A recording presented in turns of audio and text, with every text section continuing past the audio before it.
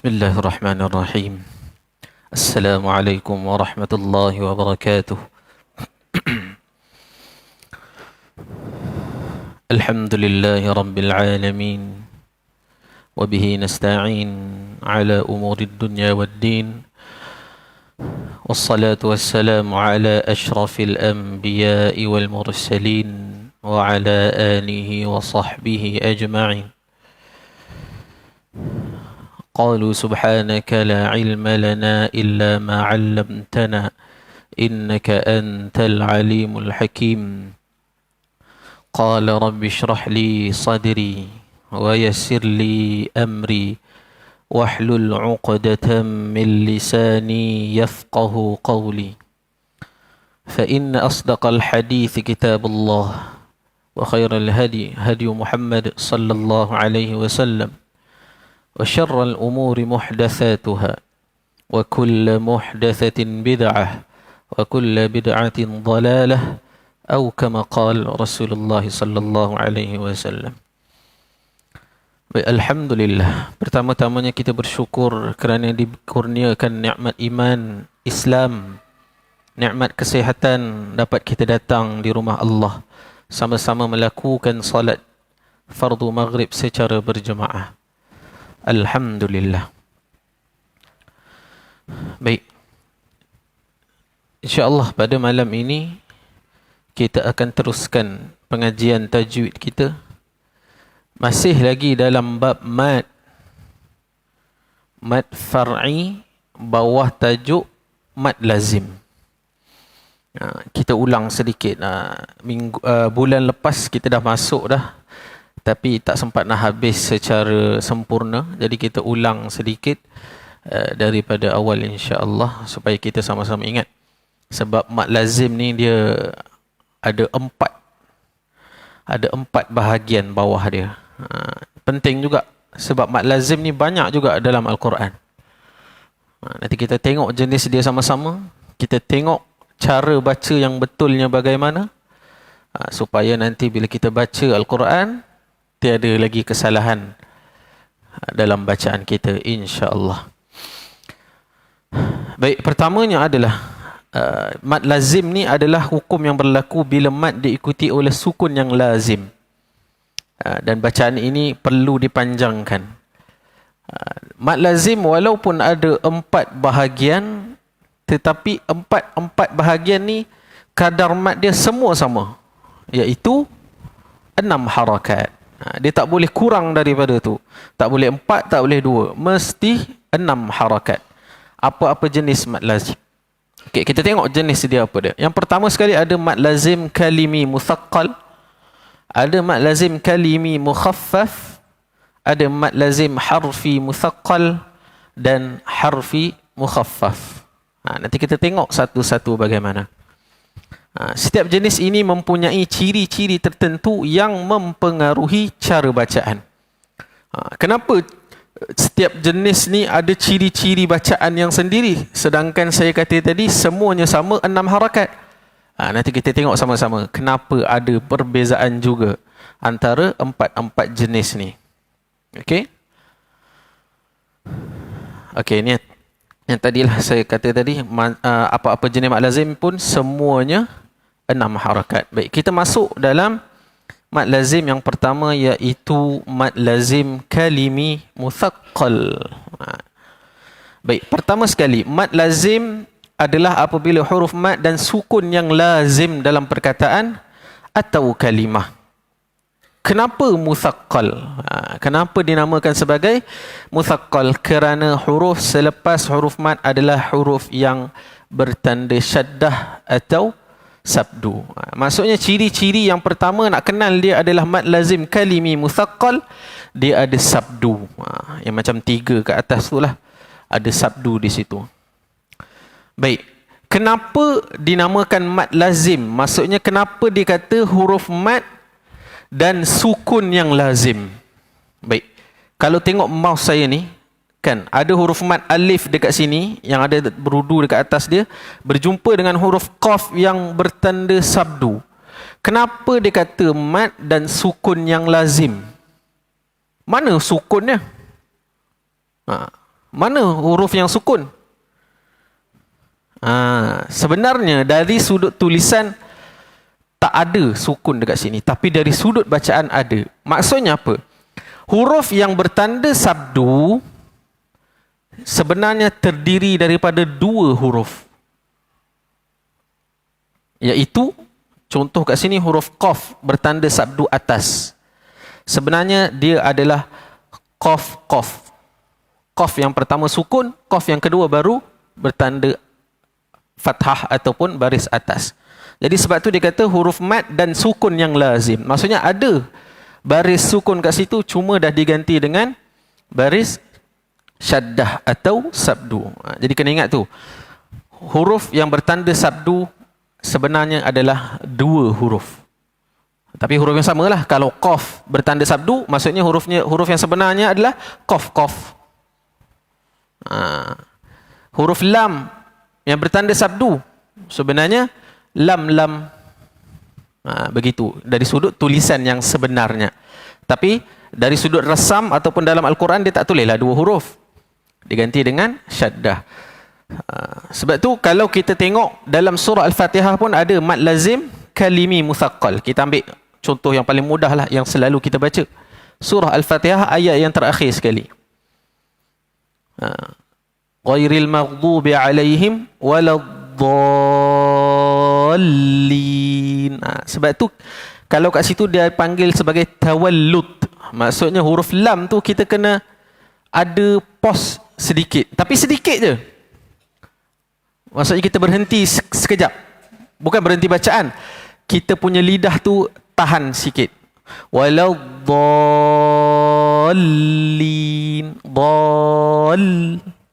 tahan sikit. Kalau kita baca waladdallin, salah bacaan. Seolah-olah kita nak kata kat situ tak ada sabdu kat situ. Sebab tu penting kita kena tahu cara bacaan dia. Kalau sabdu, kita kena sedikit tekan dia, sedikit tahan dia. Tapi jangan terlalu melampau. Melampau macam mana? Contoh waladdallin, itu terlebih. Dia sedikit saja. Waladdallin. Bila kita dengar tu, oh ada. Jangan terlalu tahan lama dan jangan tak ada tahan langsung. Itu surah Al-Fatihah lah, kena ambil perhatian. Cara bacaan dia. Sama juga sebelum waladdallin, kita tak boleh baca walud, tak boleh. Sebab lam tu baris atas, kita kena sempurnakan sebutan baris dia. Wala. Nak masuk huruf dad baru kita masuk walad.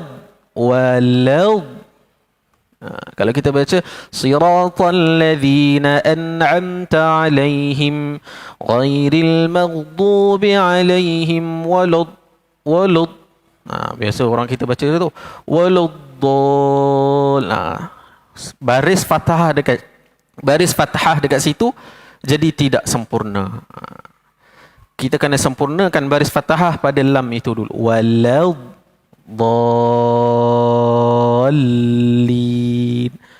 Dan sabdu pada lam tu pun kena tekan sedikit. Okay, kita tengok contoh yang kat sini dalam surah Al-Haqqah, juzuk 29. Kita selalu juga baca. Okey. Al-Haqq. Kita masuk dulu huruf, kita panjang dulu, masuk huruf qaf, baru kita bagi baris dekat dia. Macam mana cara bacanya? Al-Haqqah. Tak boleh baca Al-Haqqah. Sabdu tak ada kat situ. Tak boleh. Sabdu kita kena bagi dia tekan sedikit. Al-Haqqah. Malhaqqah. Macam tu ya. Kemudian contoh yang kedua dalam surah Ad-Duha, wa wajadaka dhallan. Huruf lam, ingat tawallud kena tahan sikit. Wa wajadaka dhallan fahada. Kemudian dalam contoh yang ketiga, qala atuhajjunani Ada dengung pula kat situ, wajibul gunnah. Tapi kita kena panjangkan dahulu baru masuk huruf selepasnya. Kita tak boleh terus masuk. Terus masuk macam mana? Qala atuhajjunni. Salah. Panjang dahulu baru masuk huruf nun dengan dengung.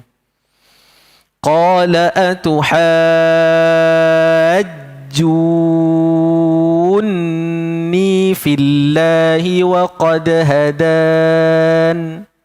Macam tu cara bacanya ya. Jadi kena perhatikan betul-betul yang panjang ni. Sebab macam saya kata tadi, mad lazim tak ada pilihan lain. Mesti 6 harakat. Jadi kena tengok betul-betul. Okey, terus kita masuk dalam harfi musaqqal. Mad lazim harfi musaqqal, apa perbezaan dengan kalimi musaqqal? Kita tengok sama-sama. Mad lazim harfi musaqqal adalah apabila huruf mad dan sukun asli dalam satu huruf. Beza dengan kalimi musaqqal. Kalimi ni dia dalam satu kalimah, perkataan. Al-haqqah. Dia huruf yang berbeza dalam satu perkataan. Ataupun dalam perkataan huruf yang berbeza. Kalau harfi musaqqal ni dia dalam huruf, dia bukan perkataan. Kalau kita panggil ni biasanya berlaku dalam mafatihus suwar ataupun pembuka-pembuka surah. Banyaklah mad lazim harfi musaqqal ni. Kenapa musaqqal? Sama juga kerana ada idgham ataupun ada syaddah dekat situ. Ada berlakunya kemasukan daripada satu huruf ke satu huruf yang lain. Sebab itu dinamakan musaqqal. Ini kita tengok sama-sama. Ini pun kena beri perhatian. Okey, tengok yang pertama, lam mim. Ini ada dalam surah Al-Baqarah ayat yang pertama sekali. Alif lam mim. Kenapa kena dengung antara lam dengan mim? Sebab hakikat tulisan dia adalah begini. Satu huruf terdiri daripada 3 huruf sebenarnya. Huruf lam terdiri daripada 3 huruf, iaitu lam, alif dan mim. Huruf mim pula terdiri daripada 3 huruf juga. Mim, ya, mim. Jadi bunyinya mim. Tapi kenapa kena dengung? Sebab berlakunya pertemuan antara mim sakinah bertemu dengan mim yang berbaris. Kita panggil hukum apa? Mim sakinah bertemu dengan mim yang berbaris. Siapa ingat? Kita dah belajar dah. Saya bagi clue lah dalam tajuk idgham. Tak ada ingat? Bilal Nizam tak ada dia ni. Kalau tak, saya tanya dia dah. Okey, tak apa. Idgham mithlain. Kita panggil sebagai idgham mithlain kerana 2 huruf yang sama bertemu. Okey, mim sakinah bertemu dengan mim yang berbaris. Jadilah idgham mithlain. Jadi kena dengung 2 harakat. Tak boleh baca alif lam mim. Tidak sempurna bacaan. Okey? Sebab ada berlaku pertemuan mim dan mim dekat sini. Jadi kena dengung 2 harakat. Alif lam mim. Kemudian yang bawah ni sim mim. Kena masukkan sin ke dalam mim.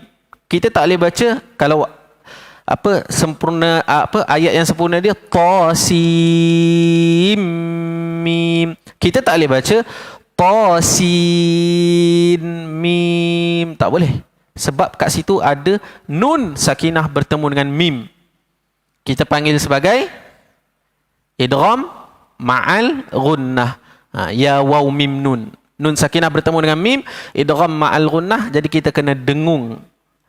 Kita kena masukkan huruf nun ke dalam mim dengan dengung. Jadi bacaan yang betul dia adalah tasim mim. Kena ingat tu lah. Okey. Okey, kita terus dalam mad lazim harfi mukhaffaf. Kita tengok. Kita dah habis dah tadi musaqqal. Kita tengok pula mukhaffaf. Apa maksud mukhaffaf? Okey, mad lazim samalah. Okey, apabila huruf mad dan sukun dalam satu huruf sebab dia harfi. Dan kenapa pula mukhaffaf? Sebab di situ tidak berlaku idgham ataupun tidak berlaku masuknya daripada satu huruf ke huruf yang lain. Sebab itu dinamakan mukhaffaf. Okey. Kita tengok contoh dia. Okey, ini contoh dia. Alif lam mim sad. Tengok yang pertama. Kat dalam ni dia ada banyak jenis hukum ya. Kita tengok sama-sama satu-satu. Okey, alif dibaca pendek tanpa sebarang mad. Sebab perkataan ni alif. Senang saja. Kemudian yang kedua lam. Lam. Tengok. Lam adalah huruf mad lazim harfi musaqqal. Dibaca 6 harakat dengan idgham dan dengung 2 harakat kerana hukum idgham mislain. Ini saya dah terangkan dah tadi. Mim sukun bertemu dengan huruf mim yang berbaris. Kemudian yang ketiga mim. Mim adalah huruf mad lazim harfi mukhaffaf. Dibaca 6 harakat tanpa idgham kerana hukum izhar syafawi. Sebab apa? Mim. Tengok ni, mim, ya, mim bertemu dengan sad, alif, dal. Alif, lam, mim, sad. Okey? Tengok, mim bertemu dengan sad, izhar syafawi. Jadi tidak berlaku idgham. Tidak boleh dengung di situ. Okey?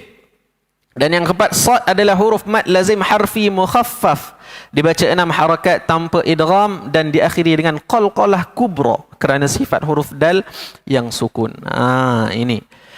Sad dekat sini sebenarnya yang terdiri daripada 3 huruf iaitu sad, alif, dal. Jadi cara bacaan dia adalah alif, lam, mim, sad. Kena ada qalqalah dekat situ. Sad. Tak boleh kita baca tak ada dengung. Lepas tu hujung tu kita tak bagi qalqalah dia. Tidak sempurna bacaan. Dalam surah dalam Al-Quran ada nama surah Sad.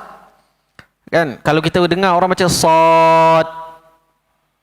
Salah. Kerana dia tidak beri qalqalah di situ. Sad. Kena ada sebab ada dal dekat situ sebenarnya.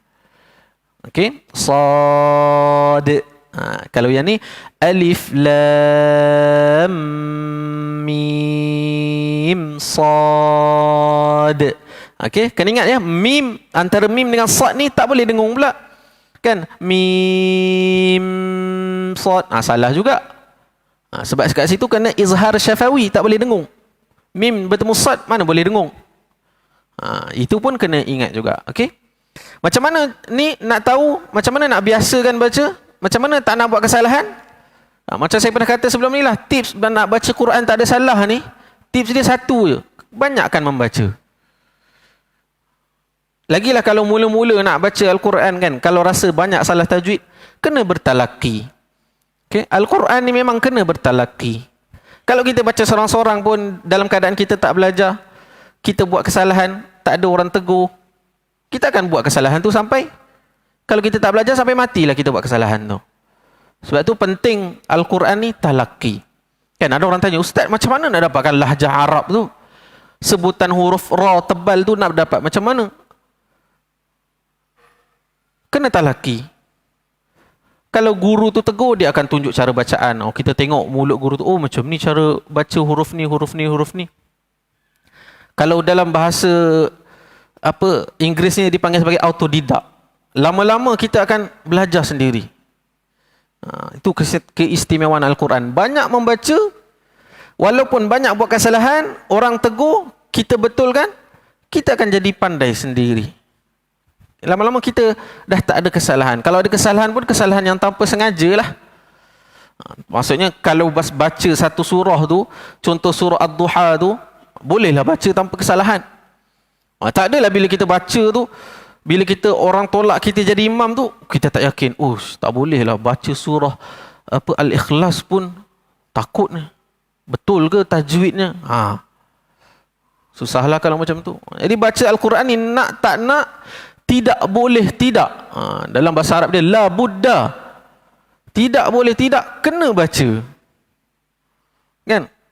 Kalau kita duduk seorang-seorang, dah baca Quran ke hari ni? Tak naklah baca, takut salah. Sampai bila tak pandai? Okay? Al-Quran ni memang kena banyak baca. Apatah lagi kalau yang hafal Quran tu kan. Hafal Quran, tengok-tengok ada salah tajwid. Dia hafal sendiri, contohnya. Salah tajwid. Siapa nak betulkan tajwid dia? Kan? Kalau tasmik, guru tegur salah tajwid, tapi sebab dia dah hafal kan, kalau apa salah tajwid, kalau tukar ni jadi lupa ayatnya, dah dia tak nak betulkan pula ayatnya.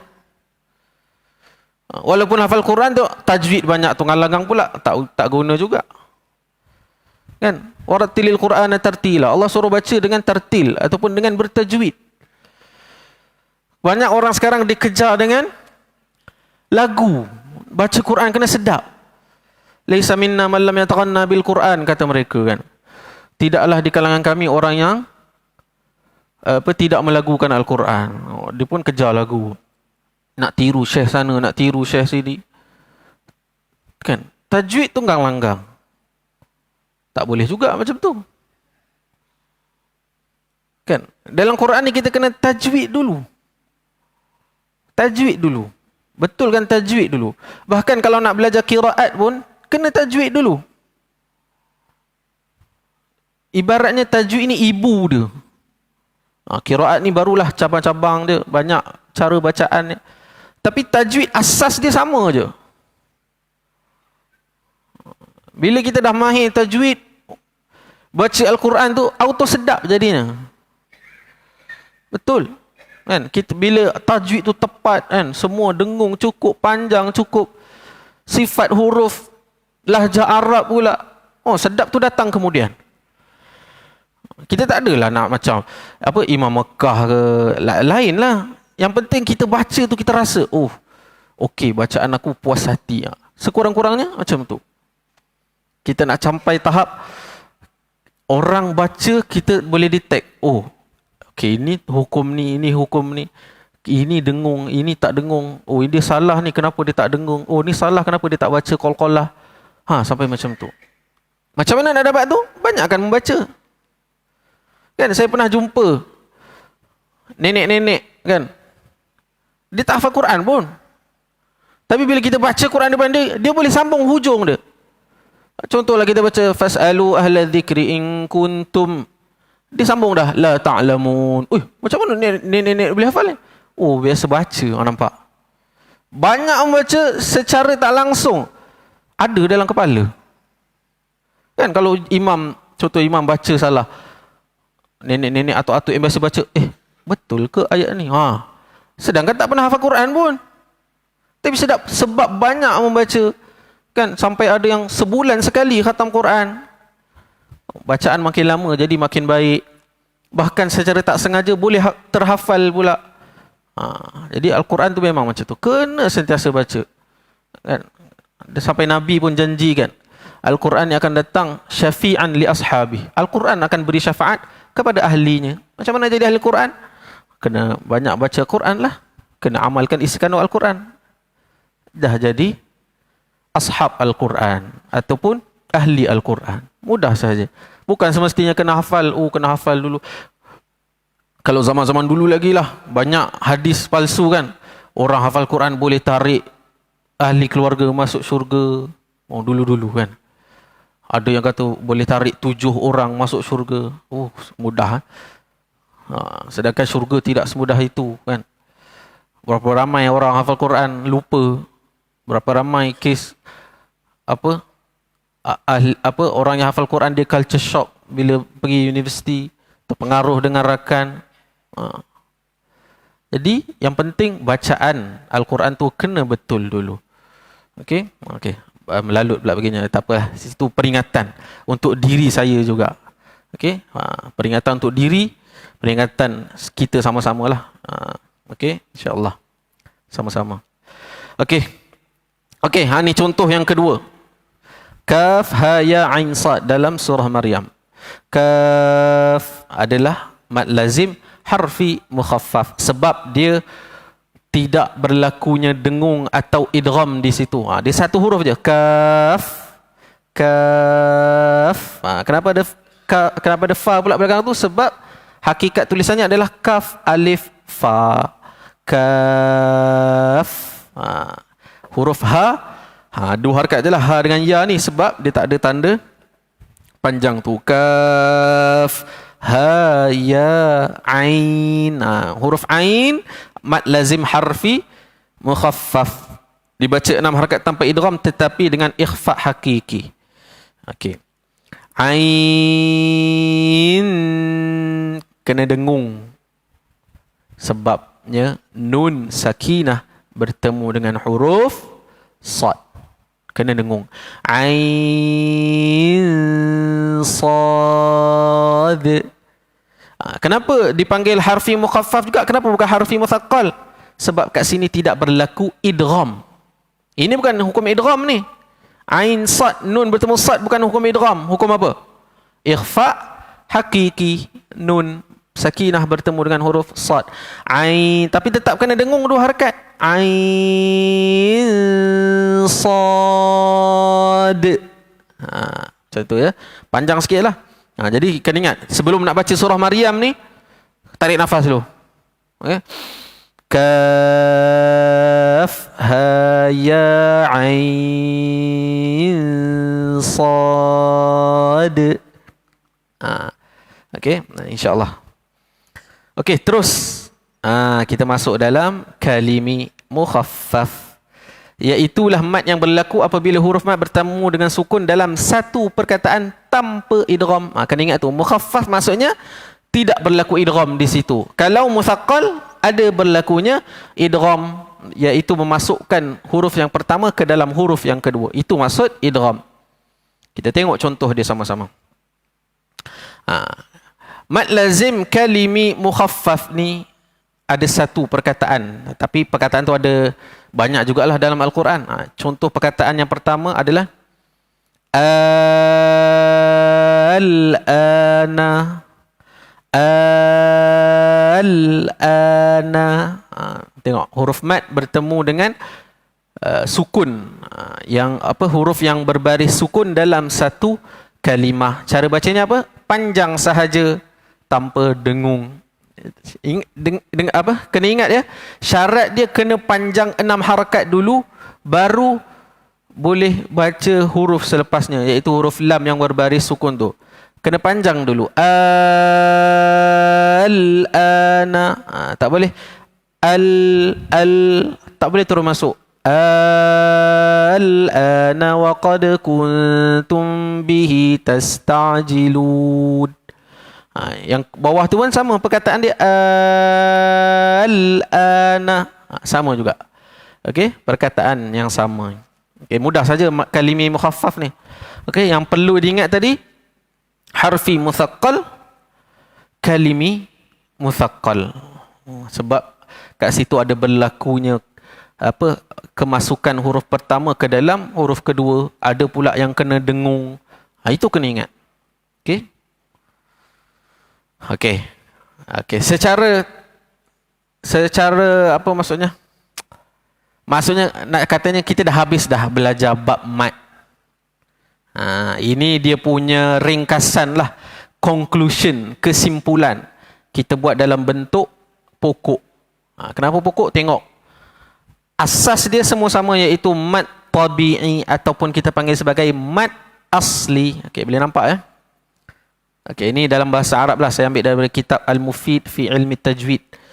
Okey, al-alifus sakinah maftuh ma qablaha, maksudnya huruf alif sukun sebelumnya baris fathah, wal wawus sakinah al-madmum ma qablaha, waw sakinah sebelumnya berbaris depan, wal ya'us sakinah al-maksur ma qablaha, iaitu ya yang berbaris sukun dan huruf sebelumnya berbaris bawah. Contohnya mithlu qala yaqulu qila wa yamuddu bimiqdari harakataini faqat, dan kadar harakatnya adalah 2 harakat sahaja, iaitulah mad asli. Mad asli mudah saja insya-Allah.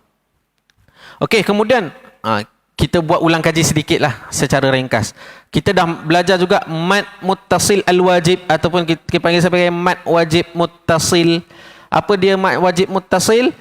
Iaitu mad yang berlaku dalam satu kalimah. Dan yamuddu bimiqdari 4 atau 5 harakat. Iaitu kita kena baca berapa kadar harakat dia? 4 atau 5 harakat. Itu mad wajib muttasil. Ni contoh dia yang bawah ni, as-samai. Huruf alif ataupun huruf huruf alif bertemu dengan huruf hamzah dalam satu kalimah atau dalam satu perkataan. Okey. Kemudian ada juga al-mad munfasil. Okey, mad munfasil ni iaitu mad yang bertemu hamzah dalam 2 kalimah. Maksudnya dia terpisah antara mad dan hamzah ni. Dia dalam 2 kalimah. Mad ni satu kalimah, hamzah ni satu kalimah yang lain. Contoh inna anzalnahu. Okay, kalau ikutkan apa qiraat kita boleh baca 2, 4 atau 6. Inna anzalnahu. Tapi kalau yang 2 harakat tu tarik yang lain. Tapi kalau nak senang kita baca panjang je lah. Inna anzalnahu. Itu mad jaiz munfasil. Kenapa munfasil? Sebab dia terpisah huruf mad dan huruf hamzah. Kemudian kita juga dah belajar mad arid lis sukun. Mad arid lis sukun adalah apabila huruf mad bertemu dengan sukun aridah ataupun sukun yang mendatang. Contoh dalam surah Al-Fatihah ni lah, al-alamina. Asal perkataannya al-alamina. Nun tu berbaris atas. Tapi sebab kita waqaf, kita berhenti di situ, kita letakkan baris sukun pada huruf nun dan sebelumnya adalah huruf mad. Jadi kita kena baca 2, 4 atau 6. Okey, 2, 4 atau 6. Mad arid lis sukun. Alhamdulillahi rabbil alamin. 2 harakat. Al-alamin. 4. Al-alamin. 6.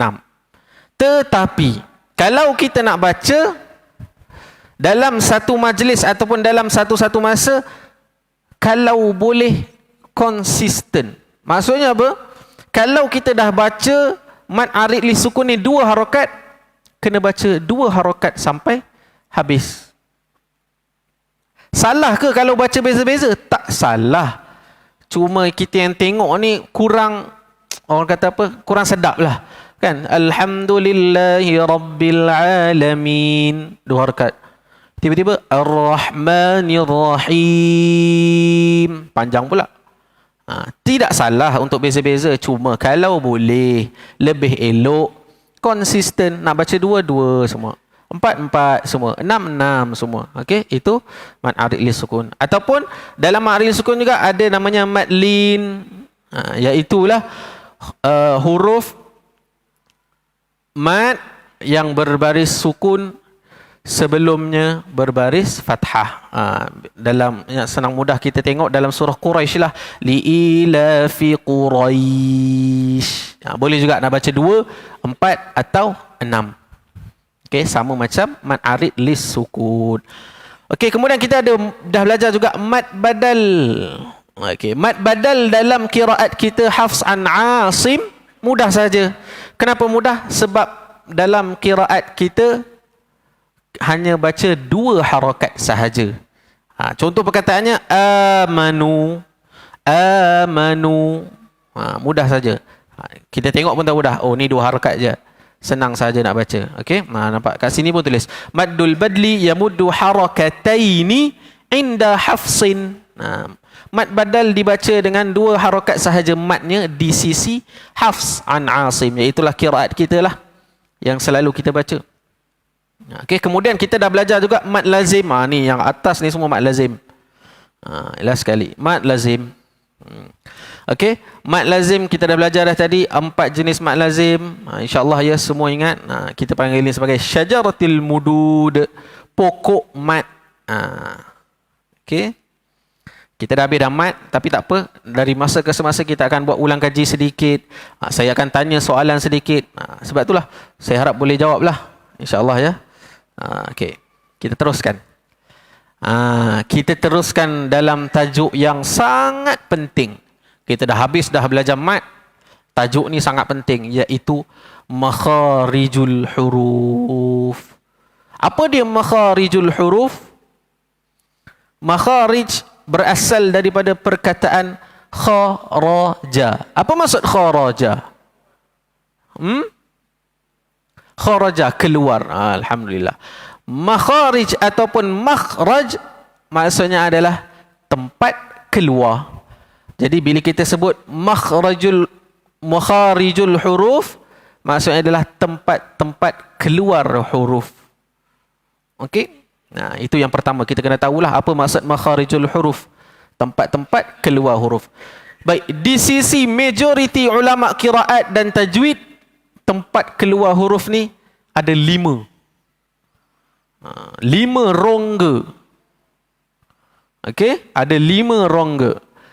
Tetapi ada rongga-rongga yang banyak, ada 3 bahagian. Jadi kita tengoklah sama-sama satu-satu. Okey, yang pertama kita tengok dulu 5 rongga yang utama ni apa dia. Yang pertama adalah al-khayshum, iaitu rongga hidung. Oh, ada huruf rongga hidung? Ada. Nanti kita tengok. Kemudian ada rongga mulut, ataupun kita panggil sebagai al-jawf. Rongga mulut dan rongga kerongkong. Dia samalah. Apa lubang, apa lubang pula, saluran dekat mulut ni lah. Al-jawf, sampai ke tekak. Okey, itu al-jawf. Ada juga al-halq. Al-halq ni yang tekak betul lah. Al-jawf tadi yang kat sini mulut sampai ke tekak, yang tekak atas. Al-halq tekak sahaja. Kemudian ada al-lisan, lidah. Lidah ni tempat keluar huruf paling banyak sekali. Dan last sekali ada asyafatan, 2 bibir atas dan bawah. Ada juga tempat keluar huruf dia. Jadi insyaAllah kita, okey, tak apa. Kelas yang akan datang kita akan pergi lebih detail lah setiap rongga keluar huruf ni. InsyaAllah sama-sama kita betulkan macam mana cara keluar huruf yang sebenarnya. Ada yang huruf tu sepatutnya di kerongkong, tapi biasa kita baca di hidung. Nanti kita tengok sama-sama huruf apa. Okey, kita sambung di kelas yang akan datang insyaAllah. Sekarang pun dah nak masuk waktu Isya. Aqulu qawli hadha wa astaghfirullahal azim li wa lakum. Wassalamualaikum warahmatullahi wabarakatuh.